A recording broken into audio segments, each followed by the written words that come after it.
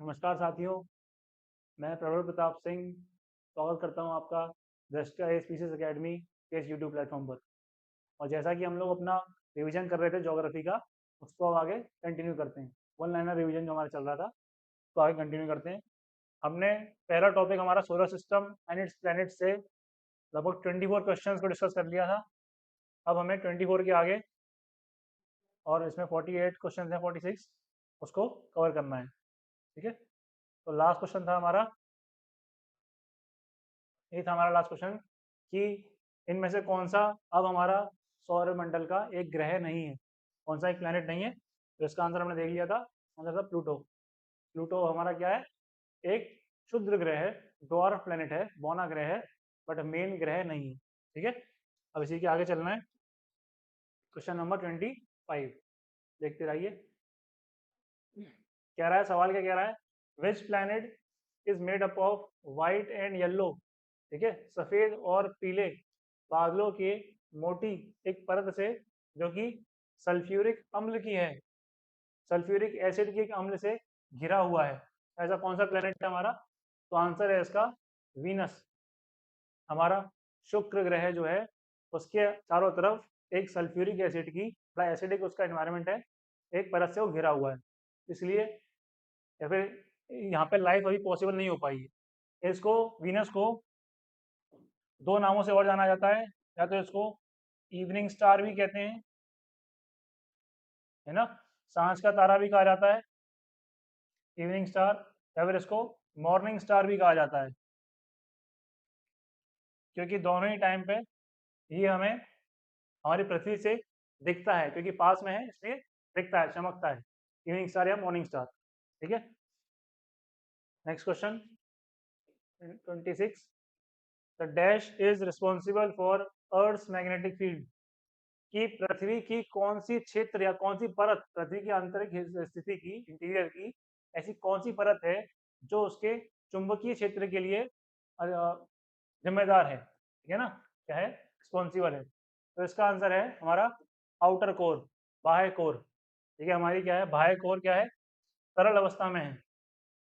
अब होता क्या है, क्योंकि हमारी आउटर कोर लिक्विड है, लिक्विड लिक्विड किस चीज का, नीफे बोला जाता है, नीफे। नीफे मतलब आयरन एंड निकल का लिक्विड, तरल अवस्था में पाए जाते हैं। तो जब वो घूमती है, पृथ्वी हमारी रोटेशन करती है, साथ में ये आयरन और निकल भी घूमता है, इससे चार्ज डेवलप होता है, और उसी चार्ज से एक मैग्नेटिक फील्ड हमारी डेवलप हो जाती है। ठीक है, next question 27, the moon is an example of a dash object. एक चंद्रमा डैश पिंड का उदाहरण है। किस प्रकार के पिंड का उदाहरण है चंद्रमा? तो चंद्रमा के बाद हमें पता है कि खुद की कोई रोशनी नहीं होती, तो वो है अदीप्त पिंड है, एक नॉन ल्यूमिनस। और चंद्रमा किसकी रोशनी चमकता है? तो सूर्य की रोशनी चमकता है, ये सभी को पता है। ठीक है, इसलिए वो एक नॉन ल्यूमिनस ऑब्जेक्ट है। 28, the process that moves, elevates और build up portion of the earth crust is called. किसी प्रक्रिया द्वारा पृथ्वी की भूपर्वटी गति करती, ऊपर उठती और निर्मित होती है, किस प्रक्रिया द्वारा? तो देखो भाई, इसको समझने की कोशिश करते हैं कि पहला ऑप्शन दिया है इसने, डेन्यूडेशन, अनाच्छादन या वनाच्छादन। किसी भी चीज का वनाच्छादन मतलब, डेन्यूडेशन मतलब वो चीज टूट रही है। ठीक है ना, ब्रेकिंग, सीधी बात है कि वो चीज ब्रेक हो रही है, टूट रही है। दूसरा वर्ड ज्वालामुखी, वोल्केनिज्म। इसका एक आंसर ज्वालामुखी हो सकता है, क्योंकि ज्वालामुखी जब निकल के आता है तो लावा बाहर आता है। लावा क्या करता है, नई भूपर्वटी, नई क्रस्ट या नए पर्वतों का निर्माण करता है। ठीक है, इससे भी समझ सकते हैं। फिर एक और वर्ड है अपक्षय। ठीक है, वेदरिंग। वेदरिंग का मतलब ये होता है कि कोई चीज का टूटना, ब्रेक होना। बट जो अलग अलग प्रकार के बल हैं, बल मतलब डेन्यूडेशन के अंदर ही एक प्रोसेस होता है, वेदरिंग। डेन्यूडेशन क्या है, अनाच्छादन क्या है, तो तीन प्रोसेस होते हैं, तीन प्रक्रिया होती हैं, अपक्षय, वृहद संचलन और अपर्दन। ठीक है, weathering, mass movement and erosion. ठीक है, फिर एक बचा डायस्ट्रोफिज्म, पटल विरूपण। पटल विरूपण मतलब कि चीज, जो हमारा पटल है ना, सरफेस जो है वो चेंज हो रही है, या तो उठ रही है या नीचे जा रही है। पटल विरूपणी बल ही बोला जाता है, डायस्ट्रोफिज्म। ऐसे मूवमेंट्स होते हैं जिससे कुछ बिल्डअप हो रहा होता है। ठीक है, तो इसका आंसर वैसे दोनों ही हो सकते हैं, diastrophism and volcanism, but volcanism is more preferable, क्योंकि वॉल्केनिक एक्टिविटीज कहीं ना कहीं निर्माण करती हैं ज़्यादातर चीज़ों का, कि लावा बाहर आता है तो नई क्रस्ट बन जाती है, एक नया क्रेटर बन जाता है, एक कैल्डरा बन जाता है, बहुत सारी नई स्थलाकृतियाँ डेवलप हो जाती हैं। ठीक है, आगे बढ़ते हैं। 29, व्हेन आर नीप टाइड्स प्रोड्यूस्ड, है ना, मंद ज्वार भाटा कब होता है? देखो भाई, अब ज्वार क्या होता है कि पृथ्वी पर जो समुद्र हैं उनमें लहरें उठती हैं बड़ी बड़ी, किसकी वजह से? चंद्रमा और सूर्य के गुरुत्वाकर्षण बल की वजह से, क्योंकि सन का और मून का जो ग्रेविटेशन है वो हमारी अर्थ को तो नहीं हिला पाता, बट अर्थ के ऊपर जो लिक्विड वाटर है उसको हिला देता है। ठीक है, तो एक वर्ड आएगा नीप टाइड, ठीक है ना, मंद ज्वार। ये कब होता है? इसकी स्थिति में आपको बता देता हूँ कि मान लो ये अर्थ है, यहाँ पे हमारा मून है, या फिर हमारे यहाँ पे हमारा सन है, और इसके अराउंड में मून घूम रहा है, तो यहाँ पे अभी मून इस पोजीशन में है। ठीक है, चंद्रमा जो है पृथ्वी के चारों तरफ घूमता है, तो अभी क्या है, पोजीशन कैसी है कि चंद्रमा और सन बीच में क्या बना रहे हैं, एक 90 डिग्री का एंगल बना रहे हैं। मतलब कि चंद्रमा का गुरुत्वाकर्षण बल लग रहा है इस तरफ, और सूर्य का लग रहा है इस तरफ। जब ये बल 90 डिग्री के एंगल पर लग रहे होते हैं, चंद्रमा सूर्य के बल 90 डिग्री के एंगल पर लग रहे होते हैं, उस स्थिति में जो ज्वार निर्मित होते हैं उन्हें बोला जाता है मंद ज्वार या फिर नीप टाइड्स। ठीक है, कौन सा है इसका आंसर? ये रहा पहला वाला, when the sun and moon are right angles to the earth. ठीक है, जब सूर्य और चंद्रमा पृथ्वी के समकोण पर होते हैं, ठीक है, समकोण पर होते हैं, तो बनते हैं हमारे मंद ज्वार। अगला सवाल, question number 30, which of the following planet is known as gas giant? ठीक है ना, किस ग्रह को क्या बोला जाता है? विशाल गैस दानव बोला जाता है। देखो ये लिखा, गैस दानव बोला जाता है, तो ये हमारा सभी को पता है। किसको बोला जाता है भाई? सबसे बड़ा गैस का दानव जुपिटर, बृहस्पति। बृहस्पति को गैस का दानव बोला जाता है क्योंकि एक जोवियन प्लेनेट है और बहुत ही बड़ा प्लेनेट है। ठीक है, देखो इसकी कोर है बीच में बहुत छोटी सी, बट उसके बाद हाइड्रोजन गैस, लिक्विड हाइड्रोजन और गैसीय हाइड्रोजन, मतलब हाइड्रोजन गैस के क्लाउड्स मिलते हैं, इसलिए गैस बहुत ज़्यादा है, इसलिए गैसियस। नेक्स्ट क्वेश्चन देखते हैं। देखिए, the bodies glowing in the night sky are known as. ये तो बहुत ही आसान सवाल, 6 की एनसीईआरटी का सवाल है, बेसिक पहले पेज चैप्टर में लिखा है, शायद पहले पेज पे ही एनसीईआरटी के, कि जो भी ऐसे पिंड होते हैं हमारे पूरे वायुमंडल में, पूरे हमारे यूनिवर्स में, ब्रह्मांड में, जो चमकते हैं उन्हें क्या बोला जाता है? उन्हें बोला जाता है खगोलीय पिंड, सेलेस्टियल बॉडीज। ठीक है, रात में जो भी चमकता हुआ आपको दिखता है उन सबको कॉमन नेम, भले वो तारा हो, ग्रह हो, जो भी हो, क्या है?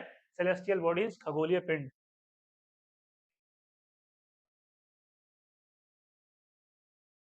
ये अच्छा सवाल है। Lucifer is another name for the planet. किस ग्रह का दूसरा नेम लूसीफर है? ठीक है भाई, बताओ। तो इसका आंसर है शुक्र ग्रह। शुक्र मतलब हमारा वीनस। वीनस का दूसरा नाम लूसीफर भी है। चलिए डायरेक्टली फैक्चुअल सवाल, आगे आते हैं। देखिए, planetary scientist call the thin gaseous envelope around moon as. ठीक है ना, ग्रही वैज्ञानिक चंद्रमा के चारों तरफ पतले गैसीय आवरण को क्या कहते हैं? देखो, एक तो पहले चंद्रमा वर्ड आ रहा है, तो एक वर्ड होता है लूनर, है ना, लूनर मतलब चंद्रमा से ही संबंधित है, तो ये वर्ड हो गया लूनर, ये तो समझ में आ गया, तो सब में। बट चंद्रमा हमारे, जब हम पढ़ते हैं वायुमंडल, उसमें वो कौन सी लेयर के बाद पड़ेगा?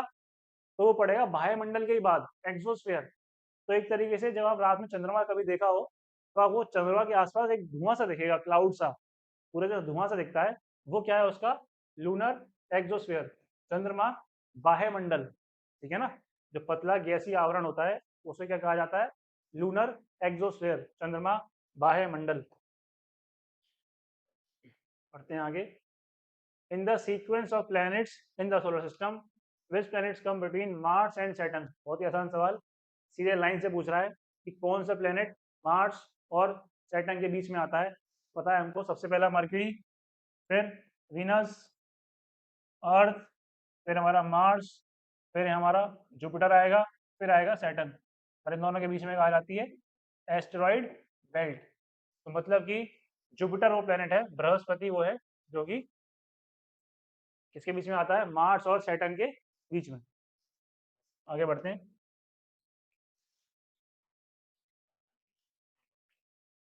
देखो भाई, how many degrees does the earth rotate on its axis in 1 our?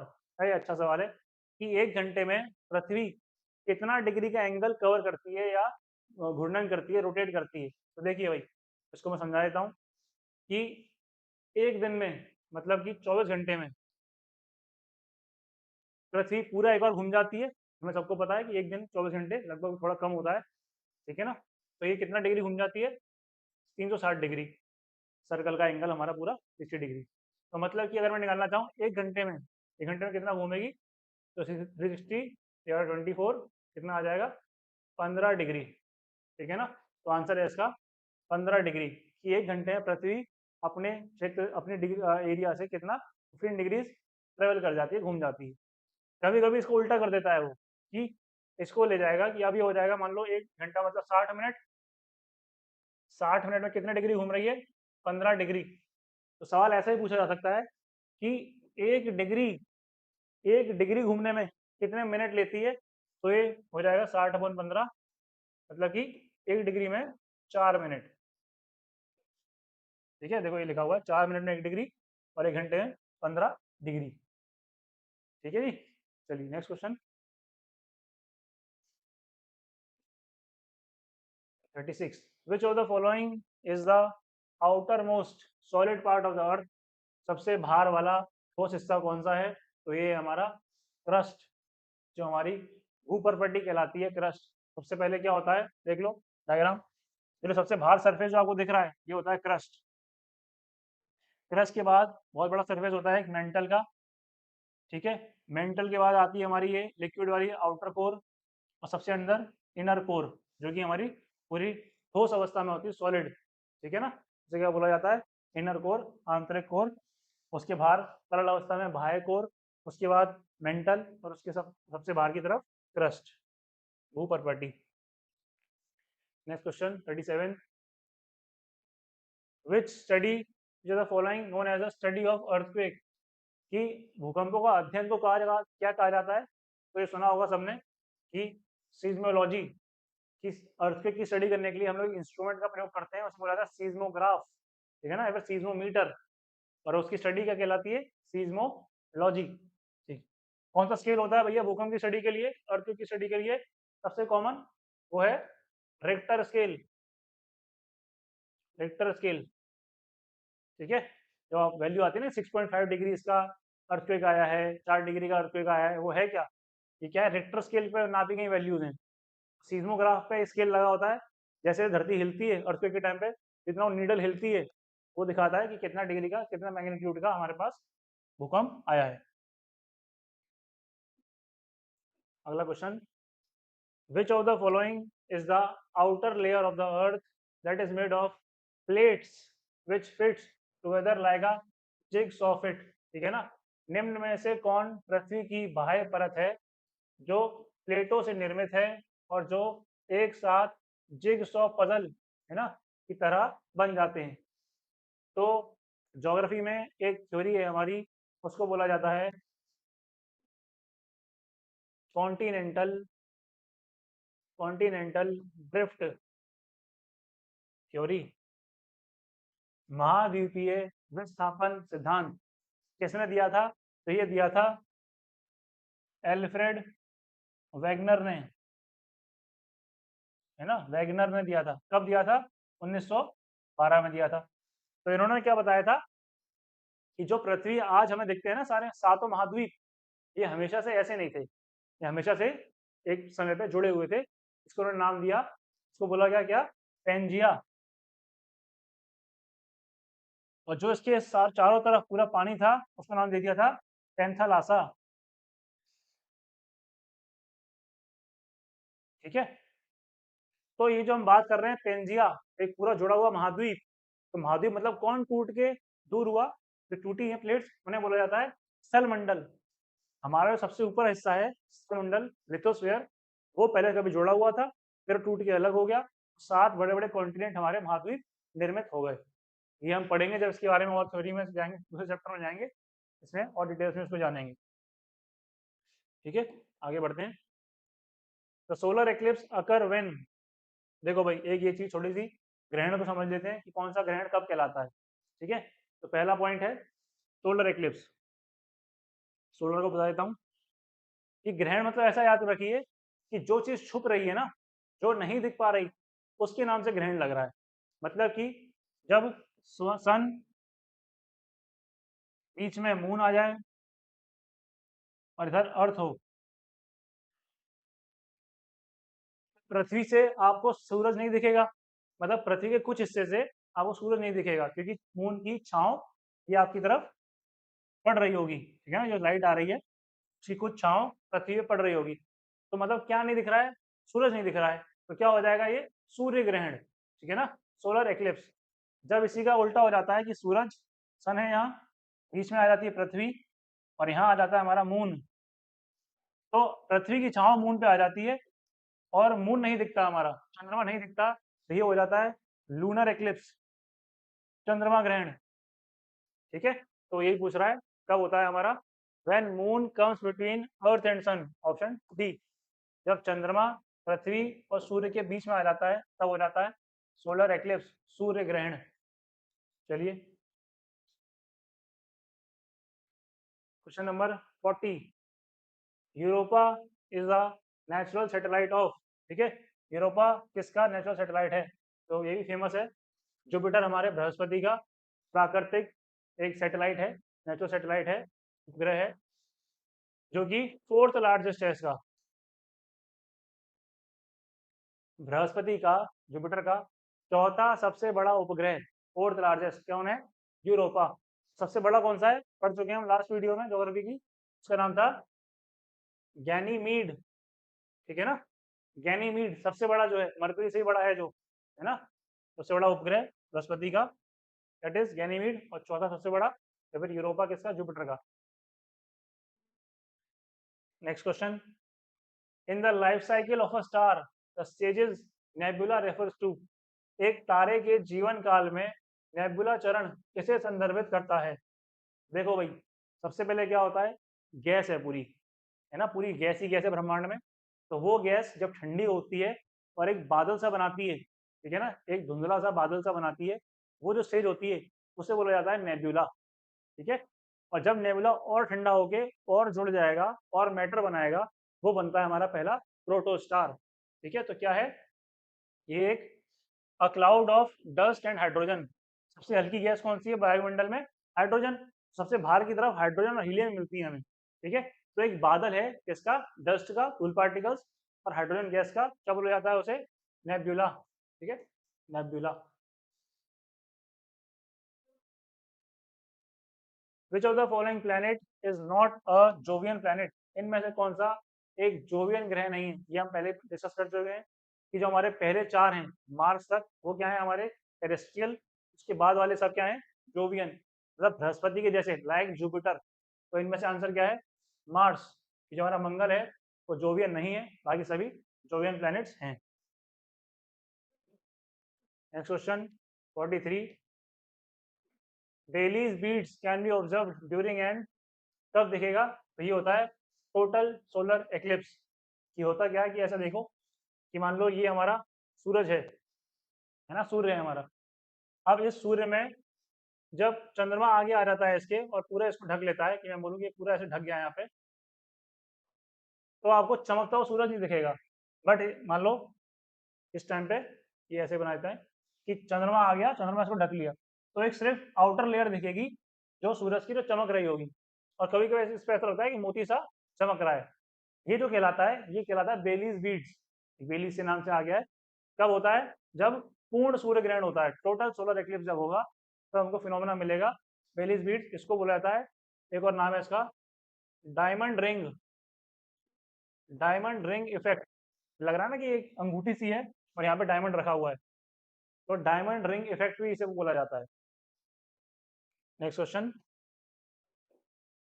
The weight of an object on the moon is equals to dash of it weight on the earth. अब ये पड़ा हुआ सवाल है कि जब पृथ्वी पे और मून की हम क्या कंपेयर करते हैं, ग्रेविटी कंपेयर करते हैं, गुरुत्वाकर्षण, तो वो कितनी हो जाती है, 1/6 हो जाती है। 1/6 1/6। तो हमारा वेट भी कितना हो जाएगा 1/6 हो जाएगा, क्योंकि आपका मास तो नहीं बदलेगा। वेट क्या होता है, मास इनटू ग्रेविटी, ठीक है। तो मास तो आपका नहीं बदलेगा, बट ग्रेविटी आपकी चेंज हो जाएगी। तो ग्रेविटी 1/6 से कम होगी, तो वेट भी आपका 1/6 से कम हो जाएगा चंद्रमा पे अगर आप जाएंगे, जो आपको फील होगा कि आप हल्के हो गए, ठीक है। 45th question, which of the following statement about Ganymede is not correct. देखो आ गया फिर से कि it is bigger than mercury, बिल्कुल बताया मैंने, बिल्कुल हाँ बहुत बड़ा है, मरकरी से ही बड़ा है, इतना बड़ा उपग्रह है जुपिटर का कि मरकरी से ही बड़ा है, एक ग्रह से बड़ा है। It is the largest natural satellite in the solar system, बिल्कुल ठीक बात है। पूरे सौरमंडल में सबसे बड़ा उपग्रह किसी भी हमारे ग्रह का गैनीमीड ही है। It is only known, it is only moon known to have its own internally generated magnetic field, बिल्कुल ठीक बात है। ये भी हम लोग लास्ट वीडियो में डिस्कस कर चुके हैं कि एकमात्र ऐसा उपग्रह जिसके पास खुद की मैग्नेटिक फील्ड हो वो क्या है, गैनीमीड। बट ये लास्ट स्टेटमेंट गलत है, ये किसका है, ये सैटर्न का नहीं है, तो ये है जुपिटर का, बृहस्पति का है, तो उसी का उपग्रह है। लास्ट स्टेटमेंट गलत हो जाएगी, आंसर हो जाएगा डी, ठीक है। फिर हमारा लास्ट क्वेश्चन आज का, what is the periodicity of Halley's comets. तो इसका आंसर है 75 से 76 साल। हेलीज कॉमेट्स क्या होते हैं, ये होते हैं धूमकेतु, ठीक है। कभी कभी एक हमारे क्यूपर बेल्ट से कुछ पदार्थ पृथ्वी के अंदर अंदर की तरफ, जो सूर्य की तरफ ट्रेवल करने लगते हैं और जलते हुए दिखते हैं एकदम कॉमेट की तरह, इन्हें क्या बोला जाता है, धूमकेतु। ये घटना कितने सालों में एक बार देखी जाती है, तो लगभग 75 से 76 सालों में एक बार देखी जाती है, ठीक है। इसी के साथ जो हमारे बेसिक क्वेश्चंस हैं कौन से टॉपिक के, solar system and its planets के, हमने वो डिस्कस कर लिए हैं। नेक्स्ट वीडियो में we will discuss longitude and latitude, एक बहुत ही इंपॉर्टेंट टॉपिक जहाँ से मेनली एडवांस ज्योग्राफी शुरू होती है कि लॉन्गिट्यूड्स एंड लैटिट्यूड्स, देशांतर और अक्षांश रेखाएं क्या हैं, उसके रिलेटेड सवाल क्या क्या हैं, उनको डिस्कस करेंगे, ठीक है।